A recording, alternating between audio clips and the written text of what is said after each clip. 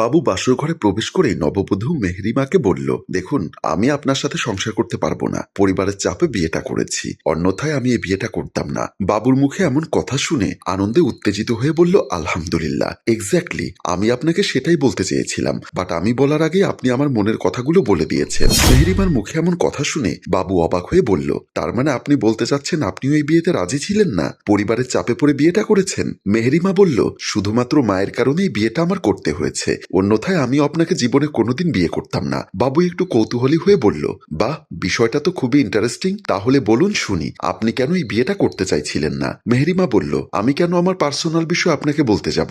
আপনিও তো এই বিয়েতে রাজি ছিলেন না, তাহলে আপনি বলুন কেন আপনি বিয়েটা করতে চাচ্ছিলেন না? বিষয়টা খুবই সিম্পল, আমি একটা মেয়েকে পছন্দ করি, কিন্তু কেউ আমার পছন্দের কোনো মূল্য না দিয়ে আপনার সাথে জোর করে বিয়ে দিয়ে দিচ্ছে। কথাগুলো বলতে বলতে বাবুর দু চোখ বেয়ে জল গড়িয়ে পড়তে লাগলো। বাবু আবারও কাঁদো কাঁদো গলায় বলল, আপনি জানেন আমাদের ভালোবাসার গল্পটা কত রোমান্টিক? তাহলে শুনুন। ইভার সাথে আমার প্রথম প্রেম হয় ফেসবুকে প্রেম হওয়ার পর আজ প্রথম তার সাথে দেখা করতে যাব, তাই গোসল করে ড্রেসিং টেবিলের সামনে দাঁড়িয়ে নিজেকে একটু পরিপাটি করে নিচ্ছিলাম। এমন সময় আমার ছোট বোন রেশমি এসে কান্না করতে করতে বলল, এই বাড়িতে আমি কাজের মেয়ে হিসাবে আছি, আজকে থেকে আমি আর কোনো কাজ করতে পারবো না। দেখ, এই শহরে কাজের মেয়ের অনেক দাম, আর আমাদের বাসার কাজের তুলনায় তুই যে 3 বেলা খাচ্ছিস, এতেই কিন্তু আমাদের লাভের তুলনায় লস বেশি হচ্ছে। কি বললা? আমি বাসার লস করছি? তাহলে আজকে থেকে দেখবো কে বাসার রান্না বান্না কাজ কাম করে। ডিম ভাজি, আলু ভাজি আর ডাল ছাড়া কিছু তো রান্না করতে পারিস না, আর এখন বড় বড় কথা বলছিস?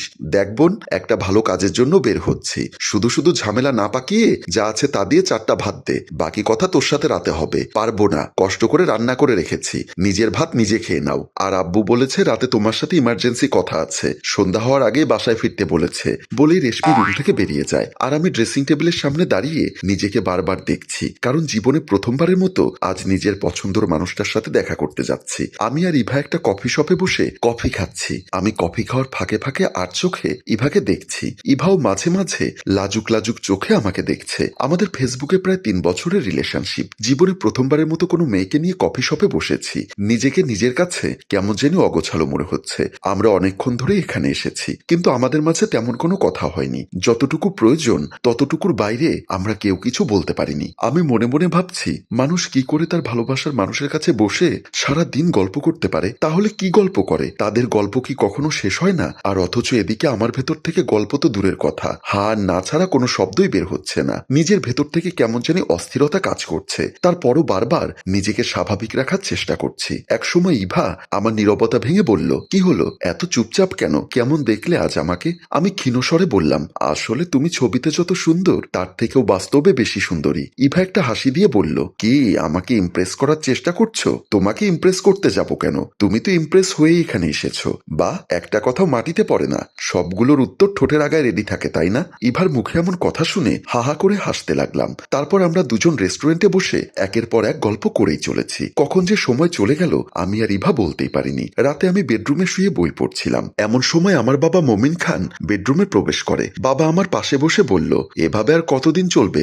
দেখতে দেখতে রেশমি বড় হয়ে গেছে, সবকিছু বিবেচনা করে আমি তোর জন্য একটা সম্ভ্রান্ত পরিবারে বিয়ের সিদ্ধান্ত পাঠিয়েছি। রেশমির মোবাইলে পাত্রের ছবি আছে, চাইলে দেখে নিতে পারিস। বাবার মুখে এমন কথা শুনে আমি যেন ক্ষণিকের জন্য নিস্তব্ধ হয়ে গেলাম। মুহূর্তের মধ্যেই চিন্তা করতে লাগলাম ইভার কথা। আমাদের রিলেশনশিপের বয়স 3 বছর হলেও মাত্র কয়েকদিন আগে আমাদের ফেস টু ফেস দেখা হয়েছে। আমরা একজন আরেকজনকে কথা দিয়েছি, জীবনে যাই কিছু হয়ে যাক না কেন আমরা কেউ কাউকে ছেড়ে যাব না। কিন্তু বাবা হঠাৎ করে এমন সিদ্ধান্ত নিবে তা কখনো ভাবতে পারিনি। আমাকে এরকম নিস্তব্ধ থাকতে দেখে আমার বাবা বলল, কি হলো, তুই এরকম নিশ্চুপ হয়ে আছিস কেন? তোর কোনো সমস্যা থাকলে সরাসরি আমাকে বলতে পারিস। সেদিন আমি আমার বাবার মুখের উপর কিছুই বলতে পারিনি। আমার বাবা মমিন খান আমাকে আবারও বলল, আগামী শুক্রবার মেয়ে দেখতে যাব, তোর বন্ধু বান্ধব কেউ যদি যেতে চায় তাহলে বলতে পারিস। বলে বাবা আমার রুম থেকে বেরিয়ে গেল, আর আমি মোবাইল ফোন বের করে তাড়াতাড়ি ফোন দিতে লাগলাম আমার গার্লফ্রেন্ড ইভার কাছে। আমি আমার বন্ধু সাইফুলের ড্রয়িং রুমে বসে গল্প করছি। আমি সাইফুলকে আমার সব ঘটনা খুলে বলার পর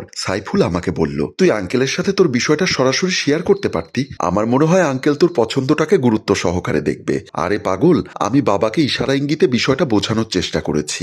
বাবা উল্টো আমাকে এক কথায় বুঝিয়ে দিয়েছে এই বিয়েটা হতেই হবে। এখানে নাকি বাবার মান ইজ্জত জড়িয়ে আছে। আমার বন্ধু সাইফুল খানিকটা চিন্তা করে বলল, তাহলে তোরা কোর্ট ম্যারেজ করে নিতে পারিস। পরবর্তীতে আঙ্কেলের কাছে গিয়ে আমরা সবাই গিয়ে হাত পা ধরে ক্ষমা চেয়ে নেব।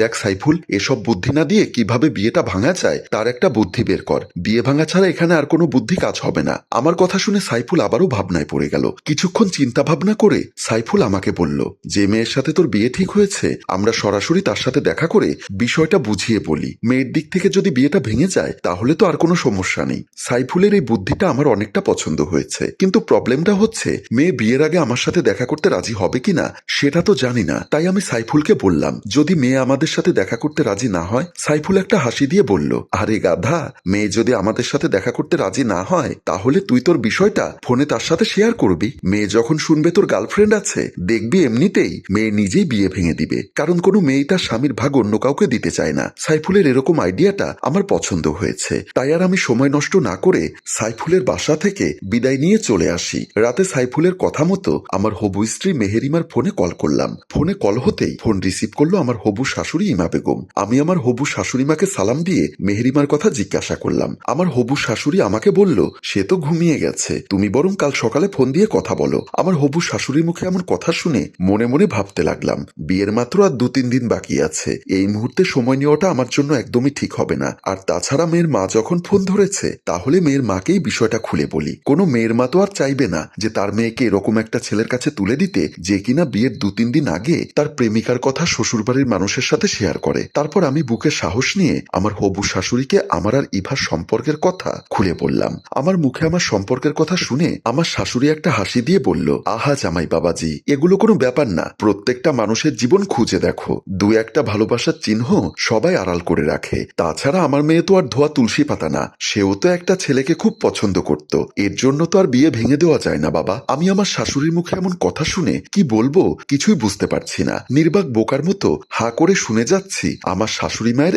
একটার পর একটা উপদেশ, আর আমার শাশুড়ি মা একের পর এক উপদেশ দিয়েই চলেছেন। আমি আমার বন্ধু সাইফুলের বুদ্ধি নেওয়ার পর আমার বিয়ে ভাঙবে তো থাক দূরের কথা, উল্টো শাশুড়ি মা আমার প্রতি নাকি বিশ্বাস, ভরসা, ভালোবাসা বেড়ে গেছে। মেহেরিমা বলল, আপনি একটা মেয়েকে ভালোবাসেন, এই কথাটা আপনার হবু শাশুড়িকে না বলে আপনার বাবাকে বললেই তো হতো। বাবু কাপা কাপা গলায় বলল, দেখুন আপনি আমার উপর সব দোষ চাপিয়ে দিচ্ছেন কেন? আপনিও তো চাইলে বিয়েটা ভেঙে দিতে পারতেন। আপনি একটা ছেলে হয়ে বিয়েটা ভাঙতে পারলেন না, আর আমি মেয়ে হয়ে কি করে বিয়েটা ভাঙি বলুন তো শুনি। বলে যখন মেহরিমা ঘোমটাটা সরিয়ে বাবুর দিকে চাইল, বাবুকে দেখে মেহরিমা চমকে উঠল।